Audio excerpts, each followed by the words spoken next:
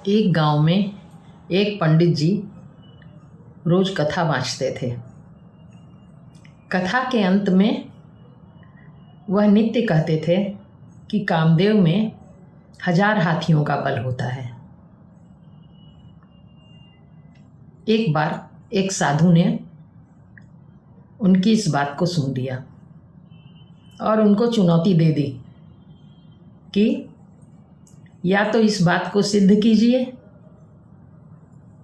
कि कामदेव में 1000 हाथियों का बल होता है या फिर कथा वाचना छोड़ दीजिए।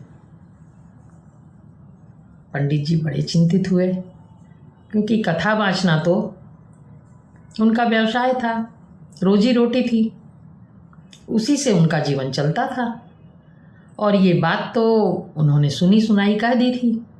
अब इसे सिद्ध कैसे करें?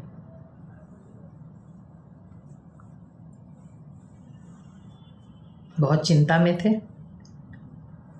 उसी दिन उनकी बेटी ससुराल से आई और माता पिता को चिंतित देख के उसने पूछा कि क्या बात है, आप लोग खुश क्यों नहीं हैं? पंडित जी ने अपनी चिंता का कारण बताया। बेटी ने कहा कि आप भोजन वोजन कीजिए, आराम से रहिए, मैं इस बात को सिद्ध कर दूंगी। दूसरे दिन उस लड़की ने बहुत अच्छा भोजन बनवाया और खूब सुंदर से सज संवर के तैयार हुई।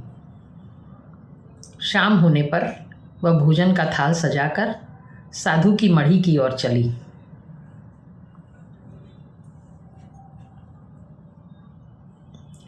जब साधु की मढ़ी पर पहुंची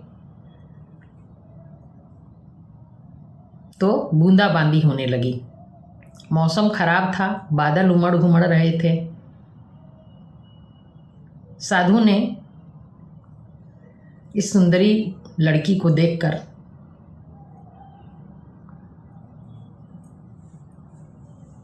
मन में कुछ विचार किया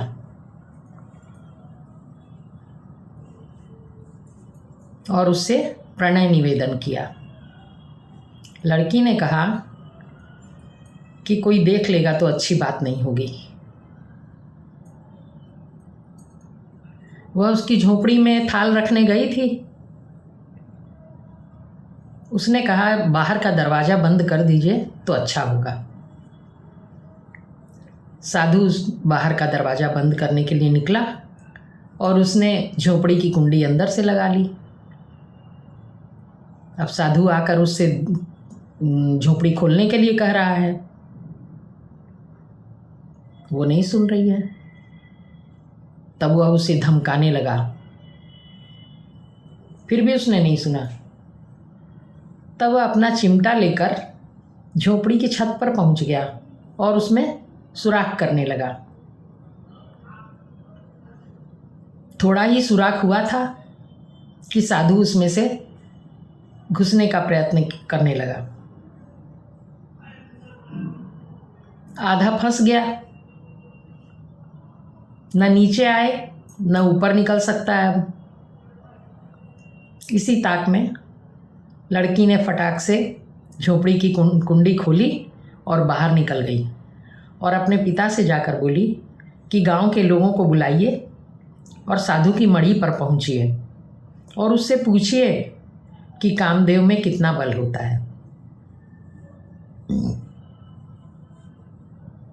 उसका पिता पंडित जी गांव के लोगों को लेकर गए